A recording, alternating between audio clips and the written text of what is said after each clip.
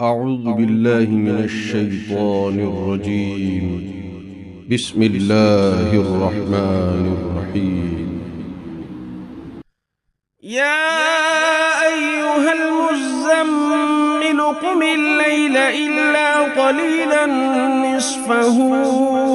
أو انقص منه قليلا أو زد عليه ورتل القرآن ترتيلا إنا سنلقي عليك قولا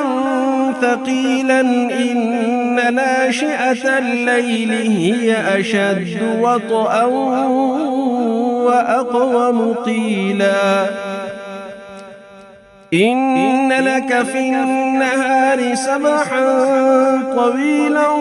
واذكر اسم ربك وتبتل إليه تبتيلا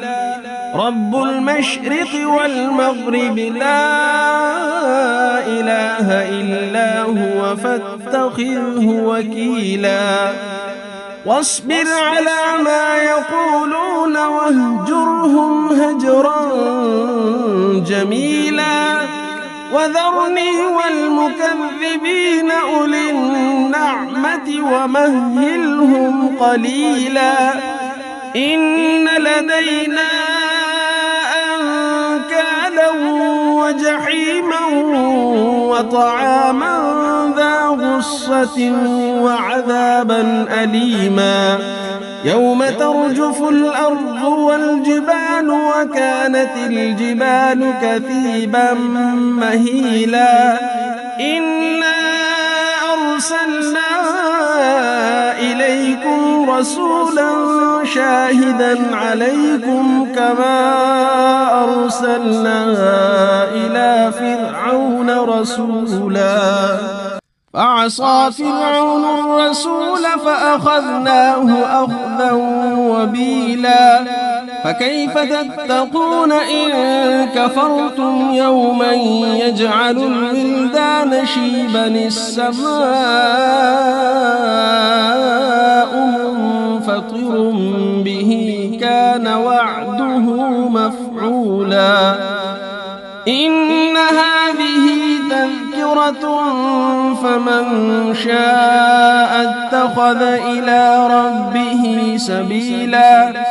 إن ربك يعلم أنك تقوم أدنى من ثلثي الليل ونصفه وثلثه وطائفة من الذين معك والله يقدر الليل والنهار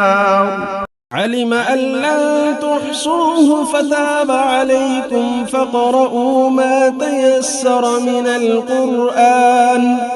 علم أن سيكون منكم مرضى وآخرون يضربون في الأرض يبتغون من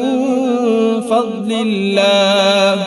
وآخرون يقاتلون في سبيل الله فاقرؤوا ما تيسر منه وأقيموا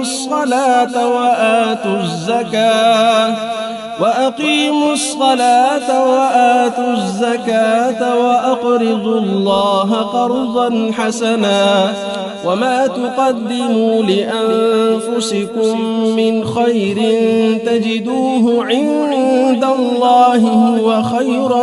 وأعظم أجرا واستغفروا الله إن الله غفور رحيم.